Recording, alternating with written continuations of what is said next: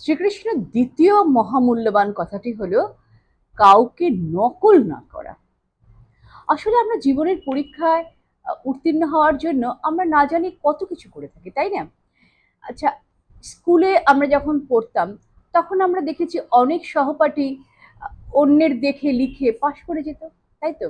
খুব সহজ ছিল ব্যাপারটা। তার কারণ কি বলুন তো? তার কারণ হচ্ছে স্কুলের ক্লাসের প্রশ্নপত্র কিন্তু একই হয়, মানে একটাই প্রশ্নপত্র হবে এবং তার উত্তরটাও সমান হবে। তাই সেই প্রশ্ন উত্তর একজনেরটা অন্যজন নকল করে পরীক্ষায় সফল হতে পারত। এটা খুব সহজ ব্যাপার ছিল। কিন্তু জীবনের পরীক্ষাতে কিন্তু আমাদের প্রত্যেকের আলাদা আলাদা প্রশ্নপত্র, অর্থাৎ আমাদের প্রত্যেকের জীবনে যেটা হচ্ছে সেটা প্রত্যেকের জীবনে